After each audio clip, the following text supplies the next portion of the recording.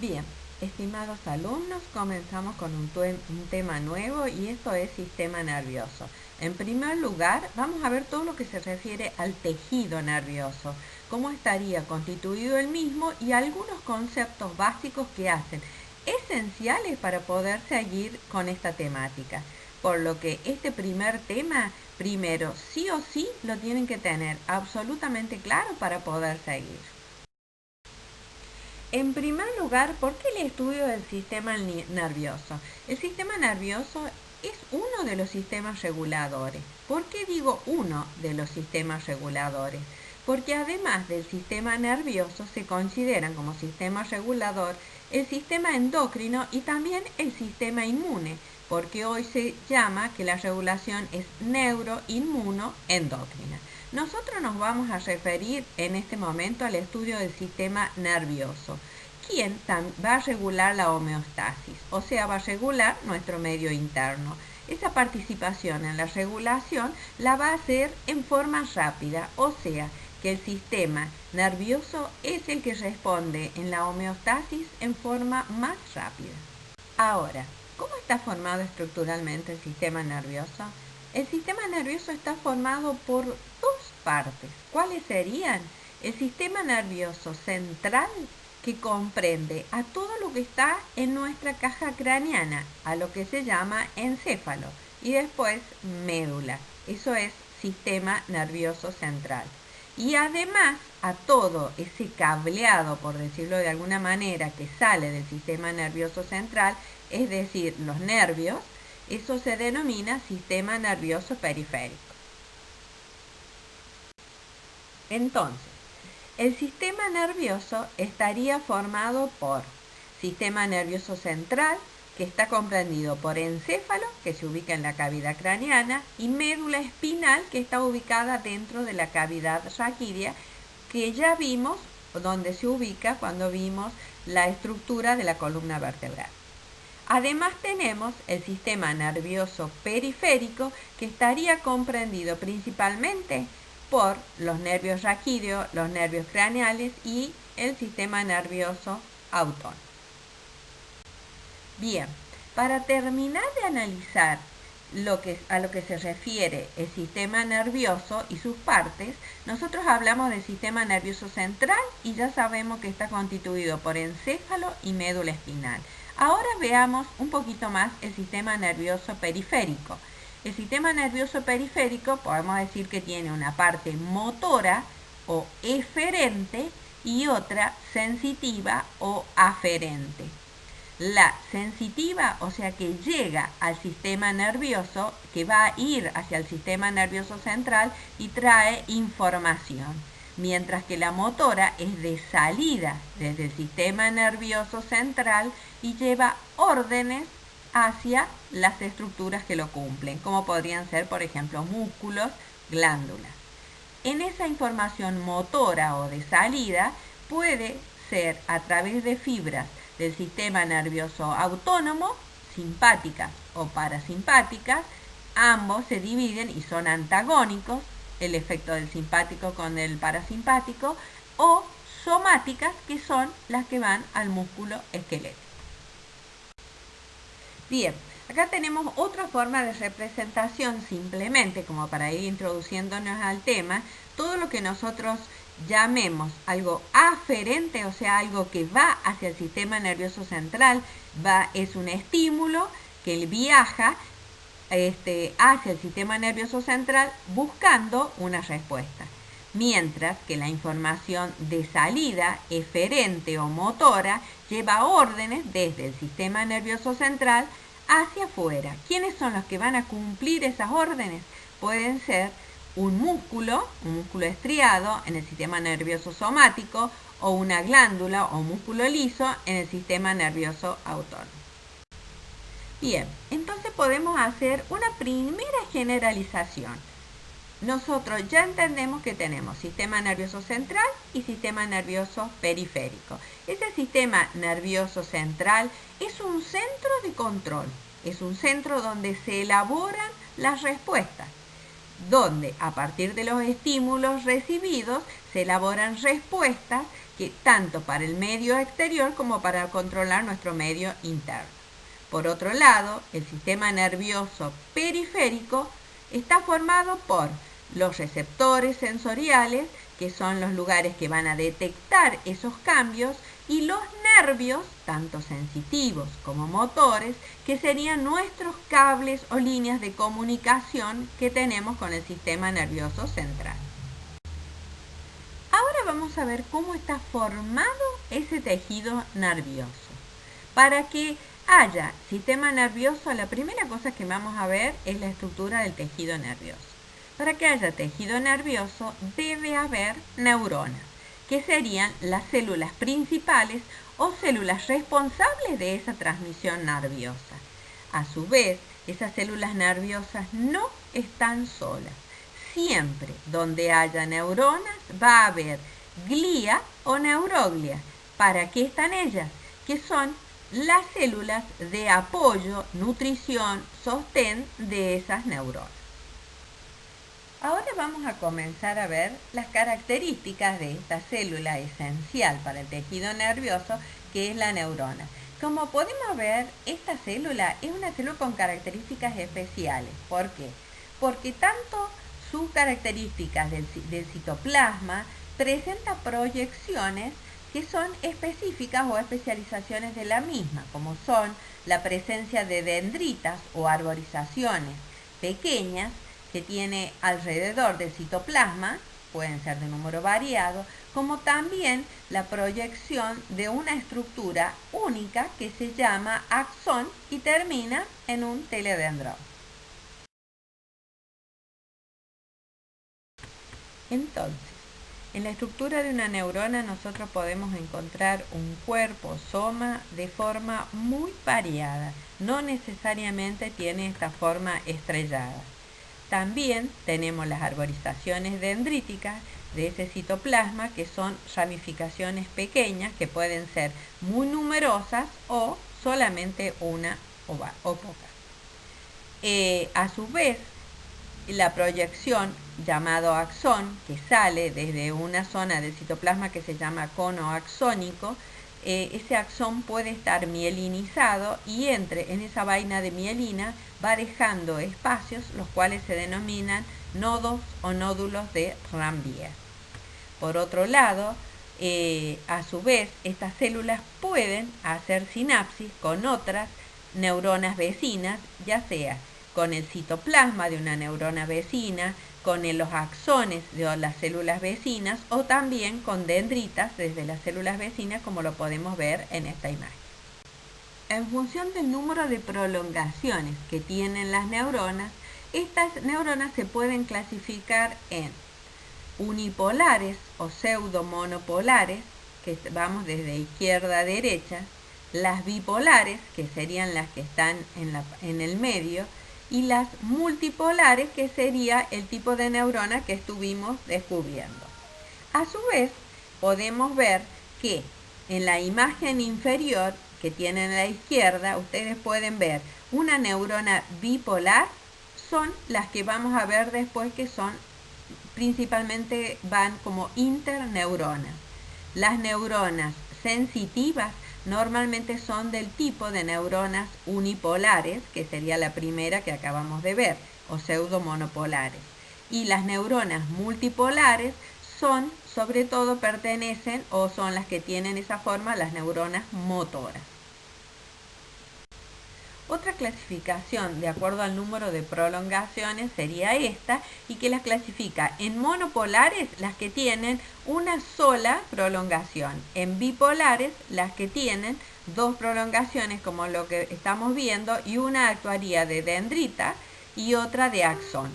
Las pseudomonopolares son los que parten de una sola prolongación, que a su vez se divide en dos, y una hace de dendrita y la otra de axón. Y después tenemos las multipolares, que tienen numerosas ramificaciones, que son las dendritas, y por supuesto un solo axón. Otra clasificación que podemos ver, solamente vamos a ver estas dos muy sencillas, que serían que se clasifican a las neuronas de la vía eferente o motora, que serían las que salen del sistema nervioso central, o sea que estamos clasificando en base a su función, y la vía aferente o sensitiva, que lleva información hacia el sistema nervioso central, o sea que va hacia el sistema nervioso central. Bien, en este caso, ustedes están viendo lo que sería del lado izquierdo una aproximación de lo que podrían ser las posibilidades que tienen de contacto, o sea, de sinapsis, de una neurona real. Como podemos ver acá, no es una neurona con otra, simplemente hay muchísimas posibilidades de sinapsis con las distintas partes de una neurona. Es así que nosotros tenemos, como ustedes pueden ver en la imagen en la izquierda abajo, que una neurona puede hacer sinapsis con dos, esas dos pueden hacer con otras cuatro, puede haber circuitos convergentes, o sea, muchas neuronas hacia una, organizando la información.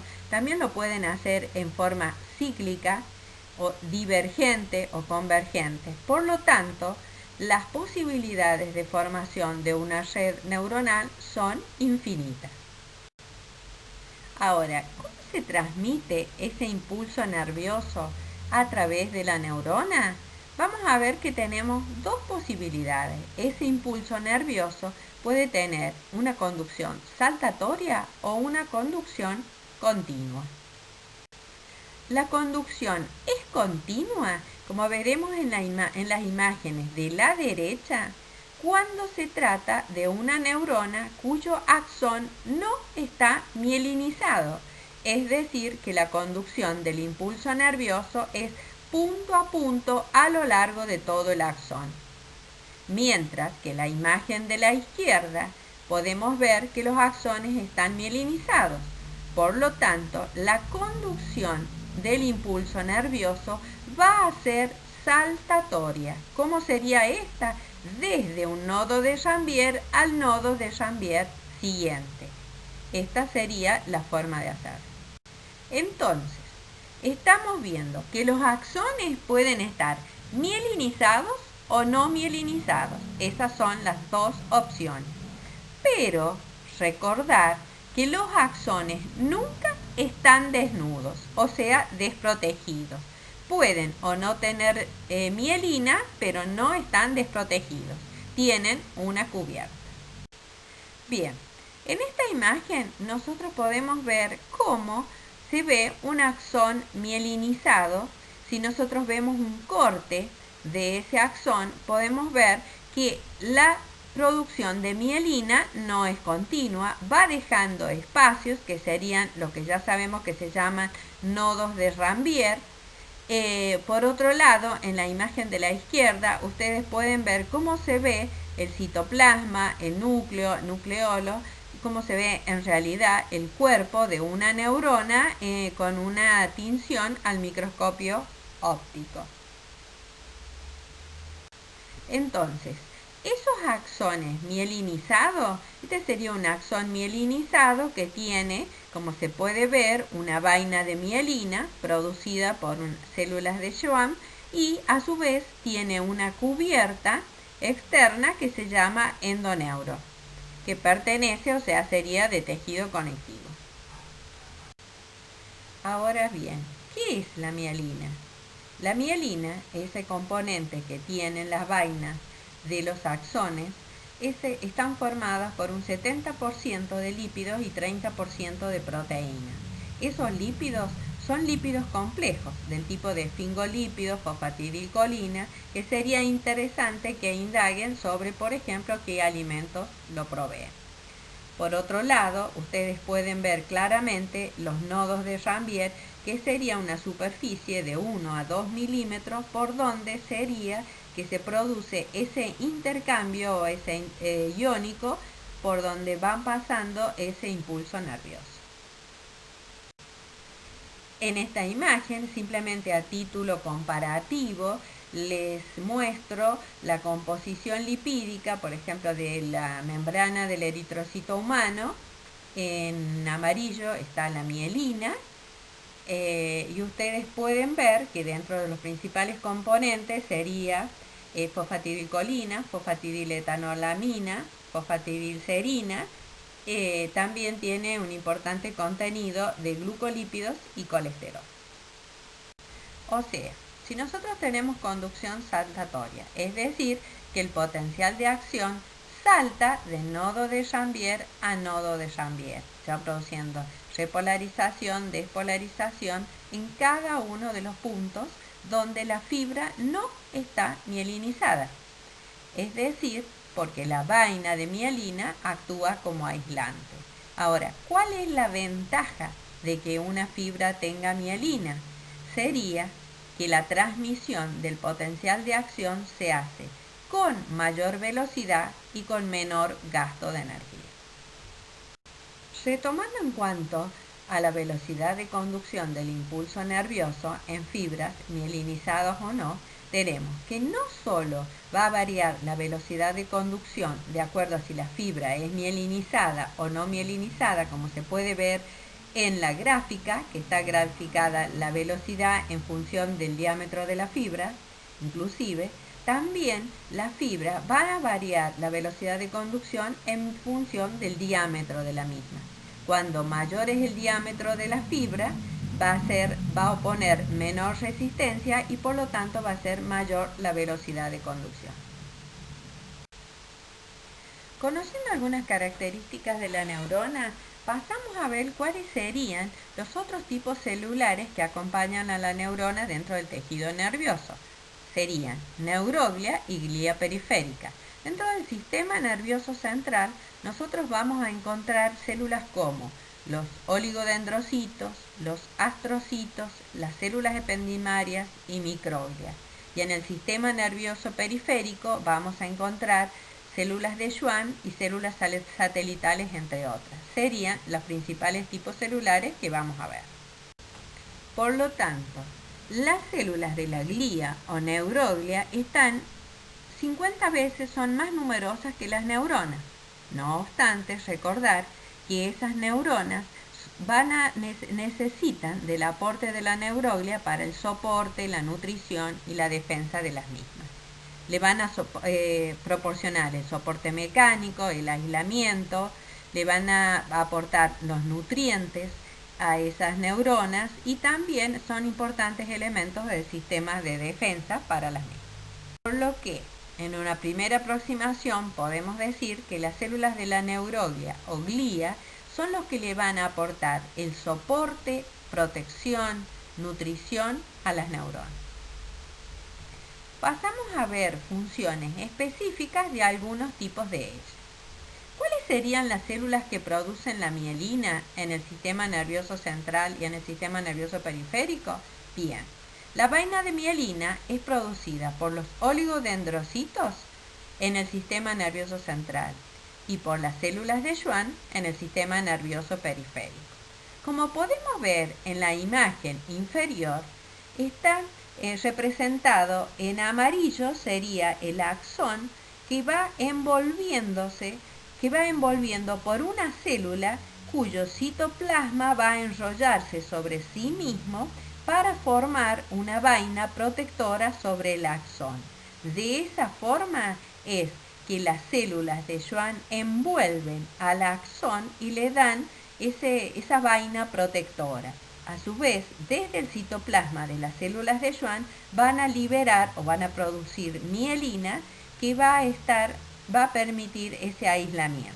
Ahora, las células de Schwann no necesariamente van a producir siempre mielina. Las células de Schwann también pueden estar protegiendo varios axones, como lo hacen en la imagen de la izquierda, que nosotros podemos ver una célula de Schwann protegiendo con su citoplasma varios axones. En la última imagen, los celestes serían los axones que están protegidos por células de Schwann. Es decir, que las células de Schwann pueden estar protegiendo. Una célula puede producir mielina y proteger un segmento de un axón, mientras que cuando no producen mielina pueden proteger varios axones. En esta imagen se puede ver claramente ese proceso de mielinización de las células de Schwann que se encargan de producir la mielina en el sistema nervioso periférico. Se puede ver claramente cómo el citoplasma de esa célula de Schwann se va enrollando y deja su núcleo en forma periférica y va a su vez produciendo esa envoltura de mielina que está cerca del axón que queda ubicado en la zona central.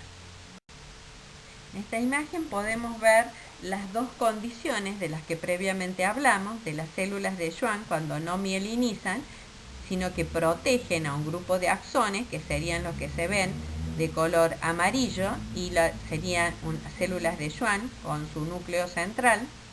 En la imagen B serían las células de Schwann cuando están mielinizando y van produciendo mielina, dejando segmentos sin mielinizar. Y la última imagen correspondería a axones que se pueden ver mielinizados. Ahora veamos los oligodendrocitos. Los oligodendrocitos son las células que producen la mielina para el sistema nervioso central. Los oligodendrocitos son células de citoplasma pequeño que tienden a tener prolongaciones citoplasmáticas que se unen a algún segmento de axón y ese segmento que van a mielinizar, o sea que forman la vaina de mielina. Acá podemos ver esquemáticamente cómo un oligodendrocito tiene varias proyecciones citoplasmáticas que se une a varios segmentos de un axón para mielinizar, dejando claramente los nodos de Ranvier. A su vez, a la izquierda podemos ver una imagen de microscopía óptica y de microscopía electrónica de esos oligodendrocitos, que son células de citoplasma pequeño con proyecciones citoplasmáticas que son los segmentos que van a unirse al axón. Es importante que tomemos conocimiento que si bien uno puede pensar que ya histológicamente todo lo que se corresponde al tejido nervioso es conocido, esto no es tan así. Por ejemplo, en un trabajo de diciembre de 2013 da cuenta de que los oligodendrocitos necesitan de los astrocitos para poderse multiplicar o replicarse. Es algo que vamos a ver cuando veamos astrocitos, de la importancia que tiene la asociación entre estos dos tipos celulares. Un dato de interés que vamos a agregar a esto es que hay patologías que ya claramente están asociadas a la destrucción o al daño en la vaina de mielina, entre las que podemos citar la esclerosis múltiple y el síndrome de Guillain-Barré. Tanto en ambos casos hay deterioro o destrucción de la vaina de mielina. Ahora pasamos a ver la función de los astrocitos. Los astrocitos son células muy abundantes en el sistema nervioso central. Su morfología tiene en forma de una estrella que puede tener numerosas ramificaciones o en menor cantidad. Su función es el soporte, sobre todo nutricional, de las neuronas. También están consideradas que son importantes para la eliminación de desechos, el transporte de nutrientes hacia las neuronas y hacia otros tipos celulares. También regulan el contenido extracelular, o sea que sus funciones son muy variadas. Se pueden reconocer dos tipos de astrocitos. Los astrocitos protoplasmáticos, que como podemos ver en la imagen tienen proyecciones más cortas, son como más pequeños, y los astrocitos fibrosos, cuyas prolongaciones o proyecciones son mucho más largas. Sobre todo los astrocitos fibrosos pueden verse, tienen pie perivasculares o pie chupadores, que vamos a ver su importancia a posteriori. Bien, ya vimos que podemos tener astrocitos fibrosos y astrocitos protoplasmáticos. Estos últimos son los que tienen proyecciones mucho más cortas. Los astrocitos fibrosos son los que se encuentran en la sustancia blanca, mientras que los astrocitos protoplasmáticos son los que vamos a ver en la sustancia gris. Siguiendo con esa toma de conciencia de que la ciencia avanza y la histología no es exenta de ello, tenemos que trabajos del 2019 dan cuenta de la plasticidad y la diversidad de roles que tienen los astrocitos, y esto se debe, su estudio, a las numerosas enfermedades neurológicas en las que participan. Los astrocitos dijimos que son células muy numerosas en el tejido nervioso. Estas células se ha visto que son muy necesarias en el recaptado de los neurotransmisores que no se unen a los receptores en la sinapsis química. Otro de los procesos donde se ha visto ese rol entre que está relacionado el oligodendrocito, en este caso con el astrocito, para poder cumplir su función, es que los astrocitos, a través de los pies chupadores, captan los nutrientes desde los vasos sanguíneos, captarían la glucosa, la transforman en lactato, y en forma de lactato se la transfieren a los oligodendrocitos, y es la materia prima que necesitan para poder producir ese proceso de mielinización. Bien, este es un trabajo del 2017 que claramente da cuenta de la relación entre astrocitos y oligodendrocitos, donde son los astrocitos los que nos proveen la materia prima para que los oligodendrocitos puedan producir la mielinización. Bien, entonces, para finalizar con los astrocitos, se puede decir que los astrocitos son células que facilitan esa mielinización, y que una disfunción de los mismos podría producir claramente una patología en la mielinización. Por lo tanto, es requerido que los astrocitos funcionen adecuadamente para la producción normal de mielina en cualquier lugar del sistema nervioso central. Ahora, ¿cómo estaría formada la barrera hematoencefálica? La barrera hematoencefálica, como su nombre lo está indicando, es una barrera de protección del tejido nervioso, sobre todo por propiedades de permeabilidad selectiva. ¿Cómo estaría formada? Por el endotelio del capilar del sistema nervioso, que es un capilar continuo, por la membrana basal y por los pies chupadores o perivasculares de los astrocitos. Estos formarían la barrera hematoencefálica.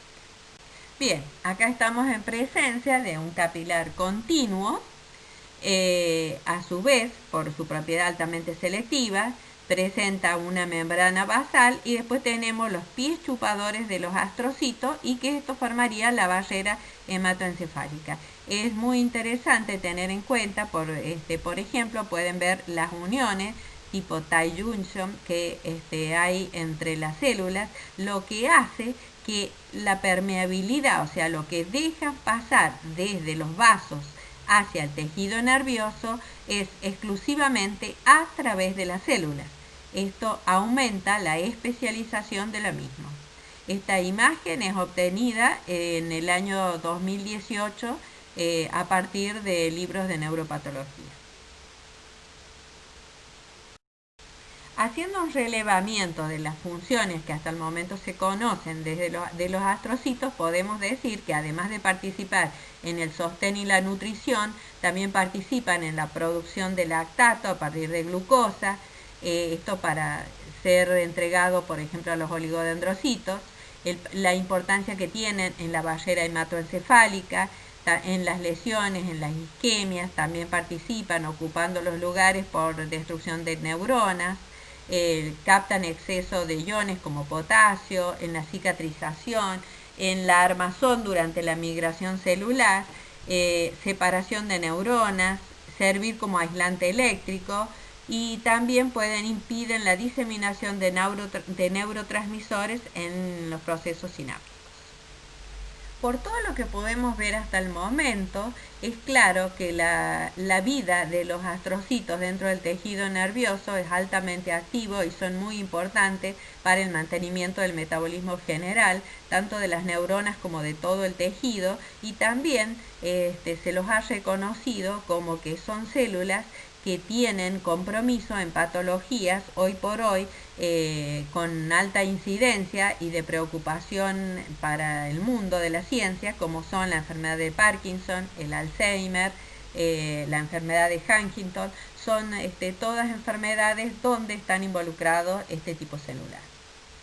Pasamos ahora a conocer a la microglia. Las microglias son macrófagos, o sea, pertenecen al sistema de defensa del tejido nervioso. Por técnicas de histoquímica, de inmunohistoquímica, podemos ver en la imagen de la izquierda donde con anticuerpos específicos se pueden ser reconocidas, se las ve de tono amarronado, donde se pueden ver claramente sus proyecciones citoplasmáticas.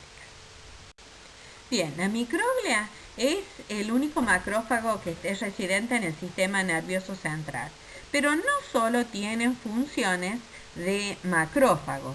Hoy por hoy se conoce que la microglia también participa en los procesos de angiogénesis, de la migración celular, también en los procesos de los astrocitogénesis, o sea, en procesos de neurogénesis en general. Por lo tanto, se sabe hoy por hoy que más allá de participar en el control o en el sistema de defensa primaria del tejido nervioso, también participan en otros procesos como son la diferenciación de neuronas y neurogénesis.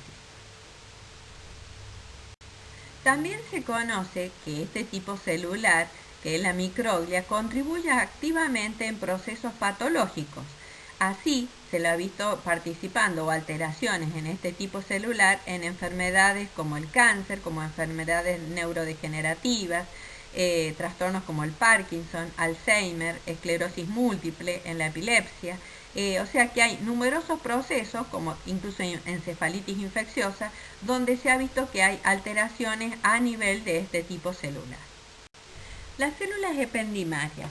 Las células ependimarias, como su nombre nos está indicando, son las que se encuentran tapizando el conducto del epéndimo. Pero también se encuentran este tipo celular tapizando los ventrículos, que son las 4 cavidades que hay dentro del sistema nervioso central. O sea, ventrículos primero, segundo, o ventrículos laterales, tercer ventrículo y cuarto ventrículo. Dentro de las células ependimarias podemos reconocer varios tipos, pero en realidad podemos decir que los más importantes de ellos son los ependimocitos, que son las células que se encuentran en las cavidades ventriculares o ventrículos y en el conducto del epéndimo. ¿Qué características tiene este tipo de celular? Este tipo celular es el que tapiza a los plexos coroideos, que son esos ramilletes de vasos sanguíneos a través de los cuales van a pasar selectivamente los componentes del plasma sanguíneo para pasar a formar el líquido cefalorraquídeo. Lo vamos a ver a posteriori. Pero ¿qué es lo importante de este tipo de celular? Como se pueden ver, aún aunque se ven un poco pequeños, estas células, que son células epiteliales muy altamente especializadas, tienen algunos cilios y también tienen microvellosidades. O sea que encontramos células de tipo epitelial que tienen fuertes uniones entre ellas, como todas las células epiteliales, en este caso altamente especializadas, y tienen microvellosidades y cilios que facilitan el movimiento del líquido cefalorraquídeo. Por último, tenemos las células satélite, que son células que se encuentran a nivel del sistema nervioso periférico, se encuentran rodeando, tal como lo podemos ver en la imagen, en el diagrama de la imagen de la izquierda, se encuentran cubriendo, protegiendo a los cuerpos de las neuronas, o como se ve también en la imagen de la derecha, donde tenemos un citoplasma de una neurona y todo rodeado por este tipo celular, que serían las células satelitales. Bien, ¿por qué son importantes todos estos tipos celulares más allá de las neuronas? Es interesante reconocer que además de las neuronas, que pueden también producir procesos carcinogénicos, también sobre todo a nivel... Bien, conocimos los tipos celulares, ahora tenemos el panorama y vamos a ver cómo se conectan entre sí dos células nerviosas. ¿Cuáles serían ellos? Las neuronas. ¿Se conectan únicamente por alguna parte especial de la célula? No. Las neuronas se pueden conectar por cualquier parte de la célula, es decir, pueden ser del citoplasma, pueden ser la terminal axónica, pueden ser entre dendritas. Es decir, que hay numerosas formas de interconexión para producir una sinapsis. O sea que la sinapsis es la unión funcional entre dos neuronas que permite el paso de ese impulso nervioso. Nosotros tenemos dos tipos de sinapsis, la sinapsis eléctrica y la sinapsis química. Pasamos a ver a eso. Pasamos a ver cuáles serían los componentes o las estructuras que participan en una sinapsis química. O sea, se inicia en una neurona, ese impulso nervioso viaja por el axón, ese potencial va a llegar a la terminal nerviosa, donde están los neurotransmisores. Desde la membrana presináptica van a ser liberados y se van a unir el neurotransmisor en los receptores en la membrana postsináptica. En una sinapsis química, así como nosotros necesitamos que esas vesículas liberen el neurotransmisor, para que esto ocurra se necesita que el calcio penetre al interior de la terminal nerviosa, y porque va a facilitar la adhesión de esas vesículas con neurotransmisor a la membrana presináptica, previo a la liberación del neurotransmisor. Por otro lado, es también necesario la presencia de mitocondrias porque se necesita energía. Así se va a liberar, esos neurotransmisores van a salir hacia el espacio sináptico para unirse a los receptores que están en la membrana postsináptica. En este caso podemos ver receptores tipo canales iónicos en la sinapsis química, donde los neurotransmisores, que serían los que están de color verde, se unen al receptor y de esa forma se abre el canal y pasan los iones. Sería, en este caso, un canal iónico que se abre gracias a la unión con el neurotransmisor. Algo que debemos tener en cuenta sí o sí es que en la sinapsis química la transmisión es unidireccional, o sea, en un solo sentido, desde una neurona presináptica a otra neurona postsináptica. No es en ambos sentidos, por lo tanto es unidireccional. Por otro lado, ahora tenemos la sinapsis eléctrica, donde la gran diferencia es que no hay presencia de neurotransmisores. Por lo tanto, lo que ocurre es que el potencial de acción descarga produce cambios eléctricos y a través de uniones que son tipo uniones en hendidura o uniones gap, van a pasar iones de una célula a la otra vecina. Es claro hacer notar acá los tipos de uniones que hay entre las células. Las sinapsis eléctricas son mucho más escasas que las sinapsis químicas en el cuerpo humano. De todas maneras, hay una estrecha proximidad entre las membranas de las células, el flujo es de iones a través de las uniones tipo gap, o sea con conexones.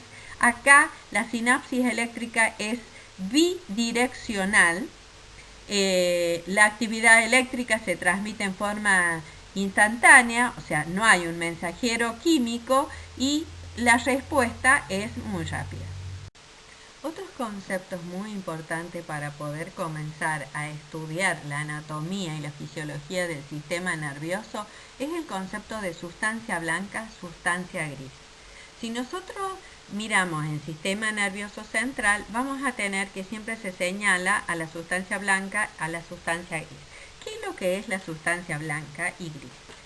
Si ustedes se fijan en la imagen abajo a la derecha, tenemos dos neuronas, si podemos ver, puse dos neuronas, las cuales están separadas por una línea roja.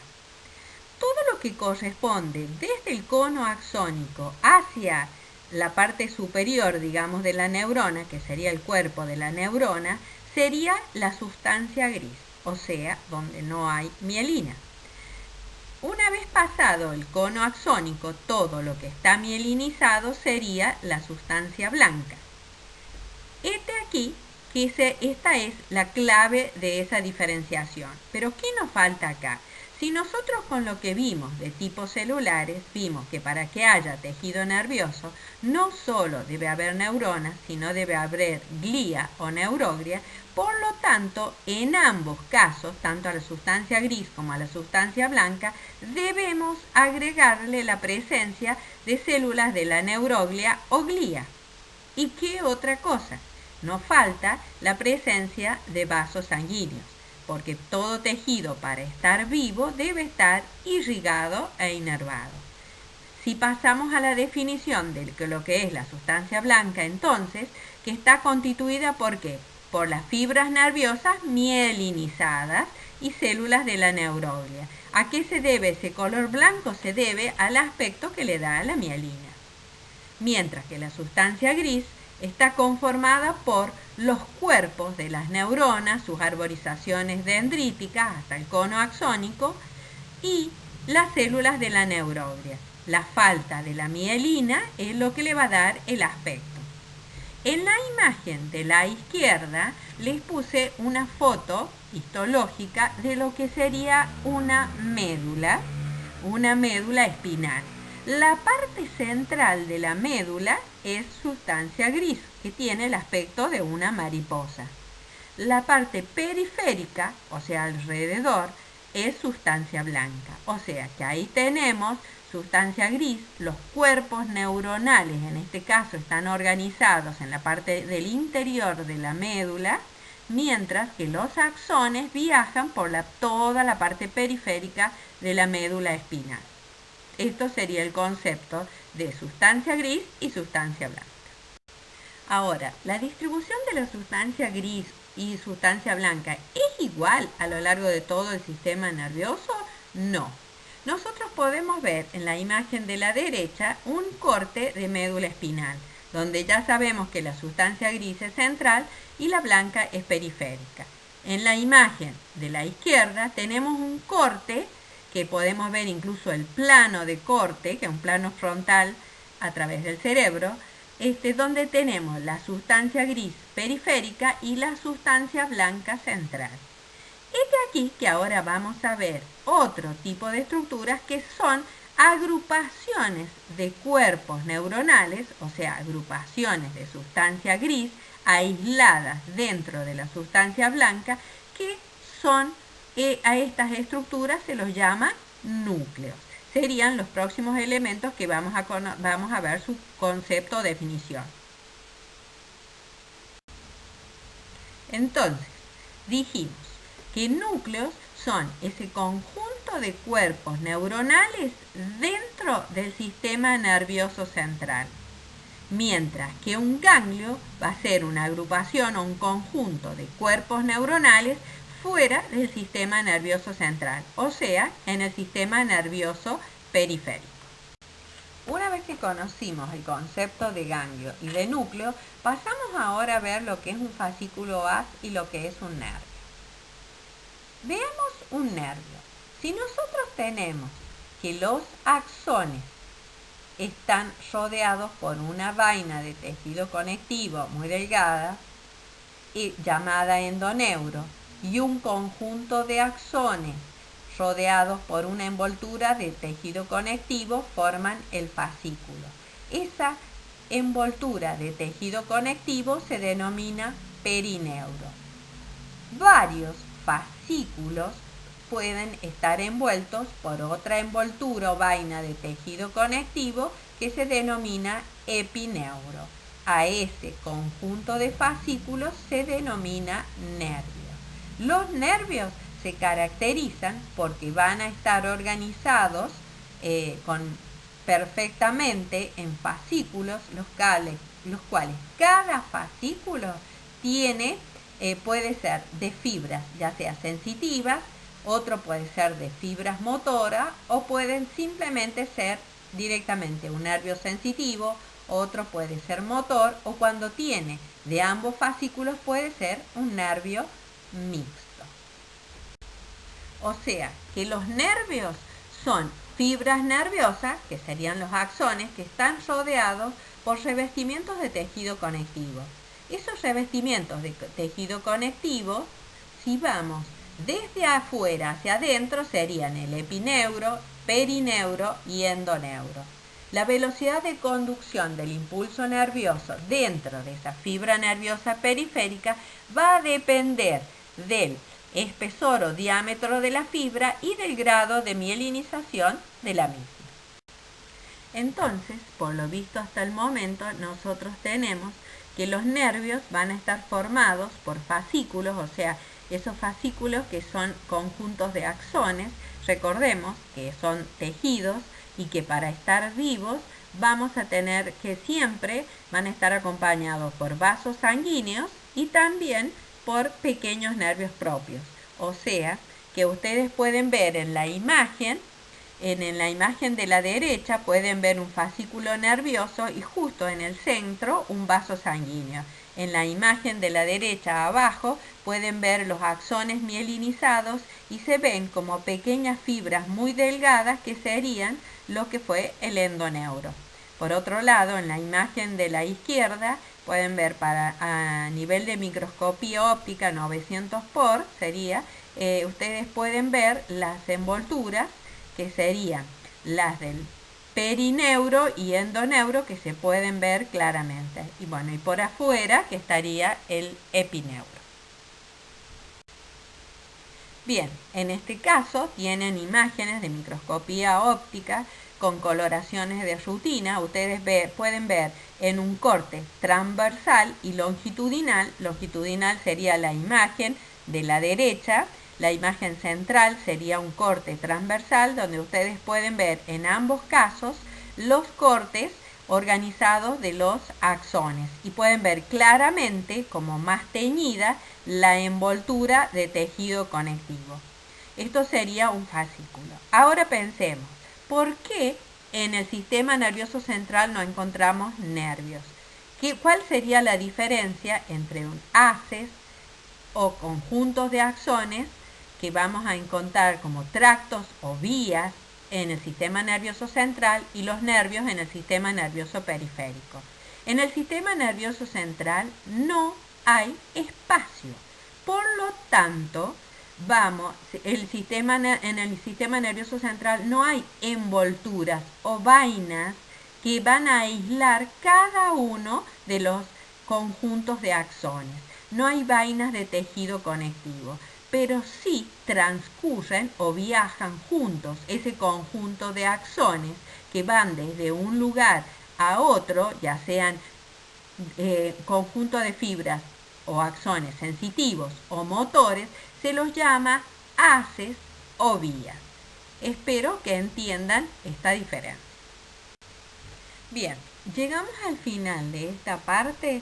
La única aclaración o recomendación que les puedo hacer, que tienen que entender sí o sí este punto, y si no lo entienden, revisen otro tipo de materiales, lean la guía que tienen de trabajo práctico, los contenidos teóricos, pidan ayuda antes de avanzar a lo que sigue, porque es muy necesario que entiendan sobre todo los conceptos que van desde sustancia gris, sustancia blanca, núcleos, haces, nervios, vías, para poder entender el funcionamiento o la parte estructural incluso del sistema nervioso.